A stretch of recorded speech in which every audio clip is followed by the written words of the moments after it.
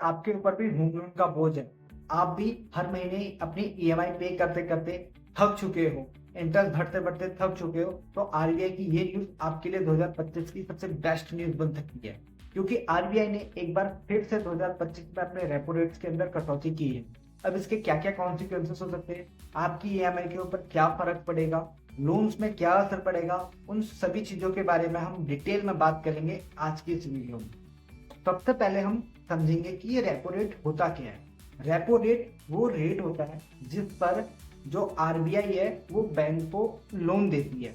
यानी कि अगर मैं एग्जांपल से आपको समझाऊं, जब हम बैंक से लोन देते हैं तो बैंक हमें कुछ परसेंट में वो लोन देता है। यानी जैसे सपोज आपने कोई पर्सनल लोन लिया तो हमें उसमें 10% हमें साल का ब्याज देना पड़ता है। तो इसी तरीके से बैंक भी क्या करता है, आरबीआई से पैसा उठाता है और उसके बदले बैंक आरबीआई को क्या करता है, कुछ ना कुछ इंटरेस्ट पे करता है। तो वही होता है रेपो रेट। तो अब आरबीआई ने क्या किया, आरबीआई ने जो अपना रेपो रेट था उसको 6.25% से कम करके 6% कर दिया है। यानी कि अब आरबीआई जो है वो बैंक को सस्ते में लोन देगा और बैंक भी क्या करेगा, सस्ते में कस्टमर को यानी कि आपको, मेरे को, हम सबको सस्ते में क्या करेगा, पैसा देगा, यानी कि लोन देगा। यानी कि अब बैंक से जो लोन लेना हो जाएगा वो आसान हो जाएगा। अब हम बात करेंगे कि इसका क्या क्या इम्पैक्ट हो सकता है।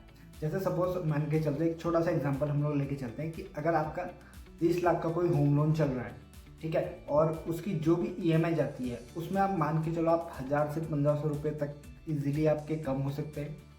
दूसरी चीज़, अगर आपका जो रेट है, अगर आपका जो होम लोन जो चल रहा है वो ऑटोमेटिकली क्या है, फ्लोटिंग रेट के ऊपर है, तो ऑटोमेटिकली वो एडजस्ट हो जाएगा आपकी ईएमआई के साथ या फिर आपके इंटरेस्ट के साथ, वो ऑटोमेटिकली एडजस्ट हो जाएगा।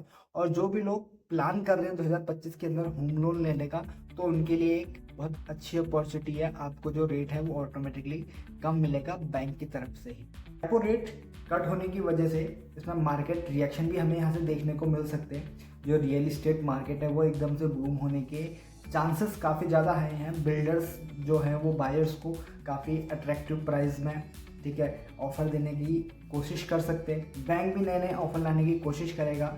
यानी कि एक तरीके से ओवरऑल अगर मैं इन सब चीज़ों को समअप करूँ तो होम लोन लेना, ठीक है, एक कहीं ना कहीं अफोर्डेबल रेट के अंदर के चांसेस हैं, ठीक है। तो ये सारी चीज़ें हैं जिसका हमें मार्केट में रिएक्शन देखने को मिल सकता है कुछ समय के बाद, ठीक है, जब से ये रेपो रेट की न्यूज़ बूम हुई है।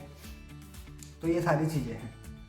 अब मैं यहाँ पे आपको कुछ टिप्स देने वाला हूँ, राइट। जितने भी लोग बोरोवर्स हैं, लाइक जिनके भी होम लोन चल रहे हैं, ठीक है, उनके लिए कुछ टिप्स हैं।